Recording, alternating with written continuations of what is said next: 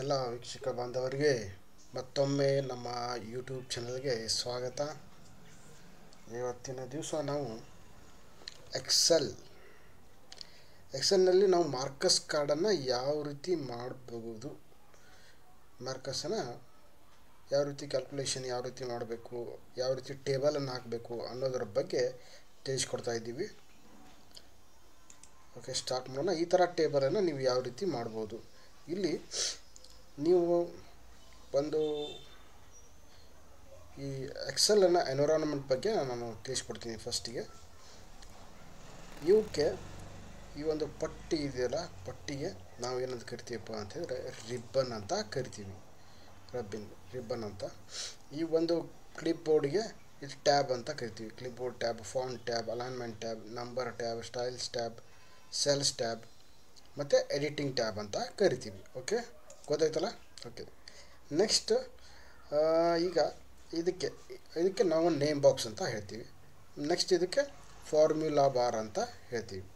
Name box ಅಂದರೆ ನಾವು cursor ಇರುತ್ತೆ, ಯಾವ ಸೆಲ್ ಈ ಮತ್ತು ರೋ ಮತ್ತು ಕಾಲಮ್ ಎಲ್ಲಿ ಇಂಟರ್ಸೆಕ್ಟ್ ಆಗ್ತಾವೋ ಅದಕ್ಕೆ ನಾವು ಸೆಲ್ ಅಂತ ಹೇಳ್ತೀವಿ. ಈ ಒಂದು ಬಾಕ್ಸಿಗೆ ನಾವು ಸೆಲ್ ಅಂತ ಹೇಳ್ತೀವಿ. ಇದು ಯಾವ ಸೆಲ್ಲಪ್ಪ ಅಂದರೆ E13 ಸೆಲ್. ಇದು ಯಾಕೆ ಹೇಗೆ ನಾವು ಗುರ್ತಿರ್ತೀವಿ ಅಂದರೆ ಈ ಕಾಲಮ್ ಇಲ್ಲಿ 13th ರೋದಲ್ಲಿದೆ ಅಂತ ಈ ರೀತಿ ನಾವು ಇದು ನೇಮ್ ಬಾಕ್ಸ್ನಲ್ಲಿ ಸೆಲ್ ಅಡ್ರೆಸ್ ನಮಗೆ ಗೊತ್ತಾಗುತ್ತೆ. ಫಾರ್ಮುಲಾ ಎಲ್ಲಿ ಹಾಕ್ತೀವಪ್ಪ ಅಂದರೆ ಇಲ್ಲಿ ಫಾರ್ಮುಲಾ ಬಾರ್ದಲ್ಲಿ ನಾವು ಫಾರ್ಮುಲಾನ ಹಾಕ್ತೀವಿ. ಯಾವುದೇ ಒಂದು ಫಾರ್ಮುಲಾ ಹಾಕಬೇಕಾದ್ರೆ ಈಕ್ವಲ್ ಟು ಸೈನ್ ಮೂಲಕ ನಾವು ಫಾರ್ಮುಲಾನ ಸ್ಟಾರ್ಟ್ ಮಾಡ್ತೀವಿ. ಓಕೆ, ಗೊತ್ತಾಯ್ತಲ್ಲ?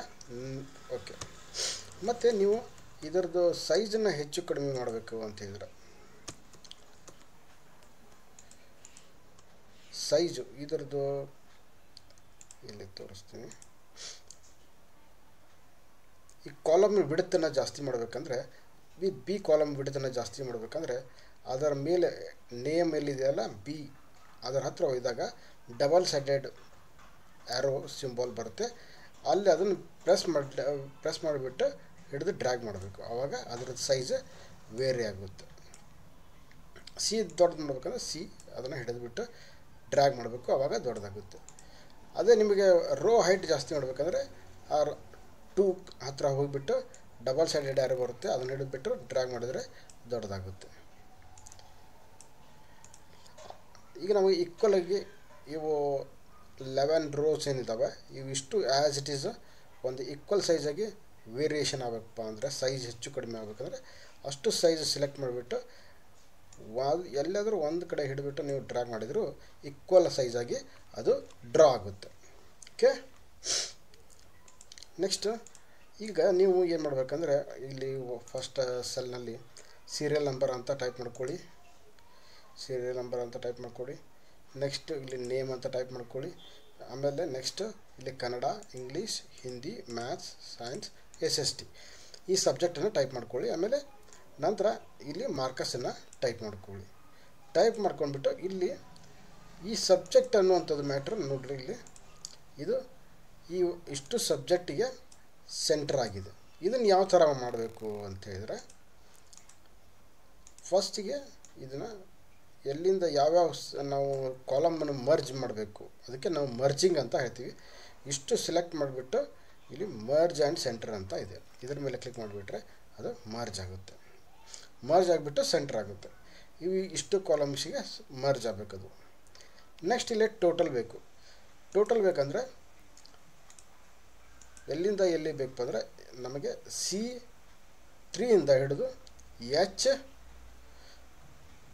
H3 ಮಟ, ಹೌದಾ? ಅದಕ್ಕೆ ಇವಿಷ್ಟು ಸೆಲೆಕ್ಟ್ ಮಾಡಿಬಿಟ್ಟು ಇಲ್ಲಿ ನಮಗೆ ರಿಸಲ್ಟ್ ಎಲ್ಲಿ ಬೇಕಂದರೆ ಇಲ್ಲಿ ಬೇಕು, ಎಲ್ಲಿ I3ದಲ್ಲಿ ಬೇಕು. ಇಲ್ಲಿ ಬಂದ್ಬಿಟ್ಟು ನೀವು ಆಟೋ ಸಮ್ ಅಂತ ಕ್ಲಿಕ್ ಮಾಡಬೇಕು. ಆವಾಗ ತಾನೇ ಆಟೋಮೆಟಿಕ್ಕಾಗಿ ಇಲ್ಲಿ ಟೋಟಲ್ ಡಿಸ್ಪ್ಲೇ ಆಗುತ್ತೆ. ಇದನ್ನು ಹಿಡಿದುಬಿಟ್ಟು ಇದನ್ನು ಡ್ರ್ಯಾಗ್ ಮಾಡಿಬಿಟ್ರೆ ನೀವು ಎಲ್ಲ ಸೆಲ್ಲಿಗೂ ಅದು ರಿಫ್ಲೆಕ್ಟ್ ಆಗುತ್ತೆ, ಸೇಮ್ ಈಕ್ವೇಷನ್ ರಿಫ್ಲೆಕ್ಟ್ ಆಗುತ್ತೆ. ಇದು ಒಂದೇ ಮೆಥಡ್.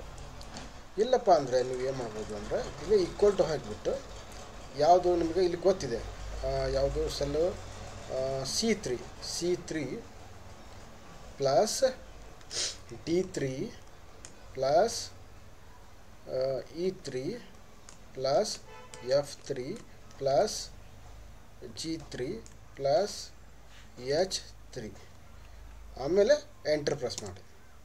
ಈ ಥರ ಮಾಡಿದರೂ ನೀವು ಮಾಡ್ಕೋಬೋದು. ಇದು ಎರಡನೇ ಮೆಥಡ್. ಇದನ್ನು ಹಿಡಿದ್ಬಿಟ್ಟು ಡ್ರ್ಯಾಗ್ ಮಾಡಿದರೂ ಬರುತ್ತೆ. ಈ ಥರ ನೀವು ಕ್ಯಾಲ್ಕುಲೇಷನನ್ನು ಎಡಿಷನನ್ನು ಮಾಡ್ಕೋಬೋದು. ನೆಕ್ಸ್ಟ್ ಇದ್ರದ್ದು ಎವರೇಜ್ ಬೇಕಾಗಿದೆ. ನಾವು ಎವರೇಜ್ ಬೇಕು ಅಂತಂದರೆ ಈಕ್ವಲ್ ಟು ಆಗಿಬಿಟ್ಟು ಇದನ್ನು ಟೋಟಲನ್ನು ಸೆಲೆಕ್ಟ್ ಮಾಡಿ ಡಿವೈಡೆಡ್ ಬೈ 6 ಇದನ್ನು ಹಿಡಿದ್ಬಿಟ್ಟು ಡ್ರ್ಯಾಗ್ ಮಾಡಿ. ಈ ಥರ ನೀವು ಆ್ಯಾವ್ರೇಜನ್ನು ಮಾಡ್ಕೋಬೋದು.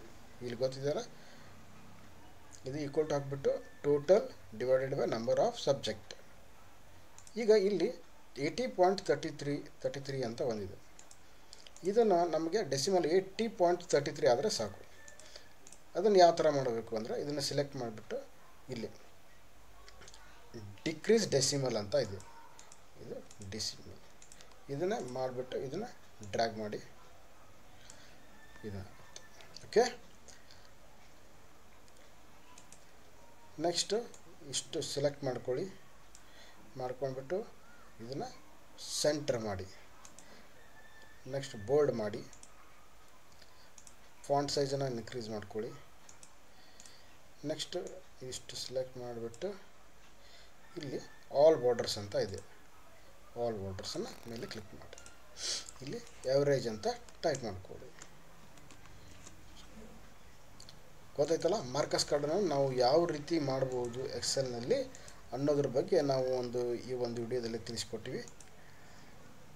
ಇದೇ ರೀತಿ ನೀವು ಸೇಮನ್ನು ನೀವು ಚಾರ್ಟ್ ಹಾಕಿಕೊಂಡು ಪ್ರಾಕ್ಟೀಸ್ ಮಾಡಿ.